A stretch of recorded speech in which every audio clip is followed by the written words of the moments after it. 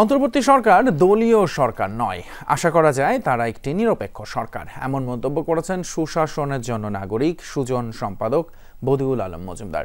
সংবাদ সম্মেলনে তিনি বলেন, দেশের মানুষ সংস্কার চায়। রাষ্ট্র সংস্কারে যে জুলাই জাতীয় সনদ তৈরি করা হবে তাতে সব দল স্বাক্ষর করবে বলে আশা করেন ঐকমত্য কমিশনের সদস্য বদিউল আলম। জাতীয় সনদ চূড়ান্ত করতে দেশব্যাপী 1337 জন মানুষের কাছ থেকে তথ্য নিয়ে জরিপ চালায় সুজন। এতে 40টি প্রশ্নের উত্তর নেওয়া হয়। জরিপের তথ্য উপাত্ত তুলে ধরতে সকালে ডিআরইউতে সংবাদ সম্মেলন করে সংস্থাটি। বলা হয়, প্রধানমন্ত্রী একক কর্তৃত্বের পরিবর্তে মন্ত্রী পরিষদ শাসিত সরকার পদ্ধতি প্রবর্তন করা, সংবিধানের 70 অনুচ্ছেদ সংশোধন, সংসদের 2 কক্ষেই বিরোধী দলীয় ডেপুটি স্পিকার নির্বাচিত করার বিষয়ে মতামত এসেছে। জরিপে নির্বাচনকালে নিরপেক্ষ তত্ত্বাবধায়ক সরকার এবং না ভোটের বিধান ফিরিয়ে আনার পক্ষে মত দিয়েছেন 83% মানুষ।